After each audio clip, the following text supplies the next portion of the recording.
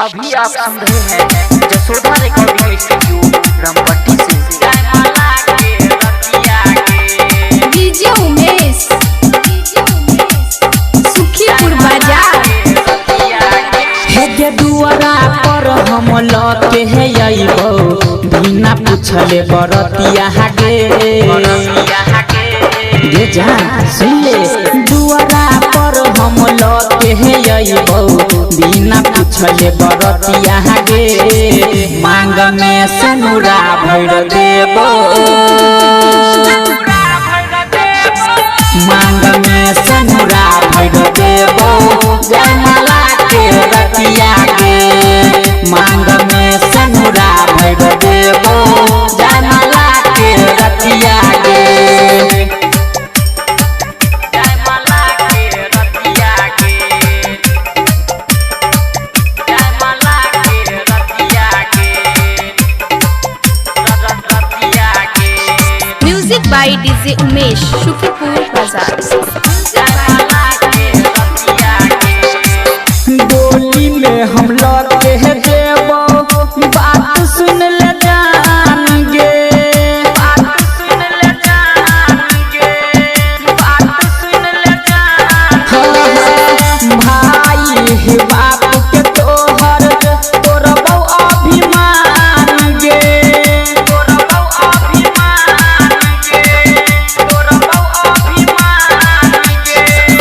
भाई ही बाप के तोहर तोरबो अभिमान गे तोरबो अभिमान गे आप ने हम सहबो गे जानू सुन ले बेजतिया गे गे जान सुन ले आप ने हम सहबो गे जानू सुन ले बेजतिया गे मांग में सनुरा भर देबो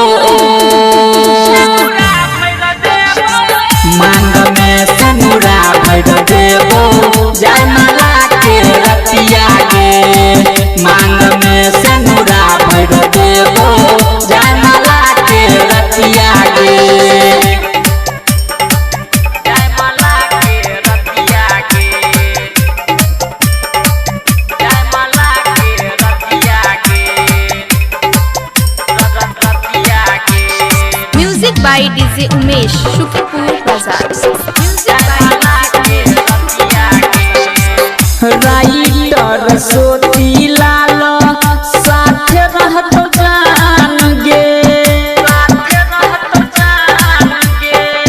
साथ रहत जान दूर गे सयन मोल पूस देखे तो तोरा सान गे देखे तो तोरा सान गे देखे तो तोरा सान गे श्री चन सुनील छौरा देखे तो तोरा सान गे देखे तो तोरा सान गे हेबे अजय अकेला से शादी रचाले बैच जेतो इज्जतिया गे जे जान नहीं जो ना अजय अकेला से शादी रचाले बैच जेतो इज्जतिया गे मांग में सनुरा भर देबो हेबे मांग में सनुरा भर देबो जयमाला के रतिया गे मांग में सनुरा भर देबो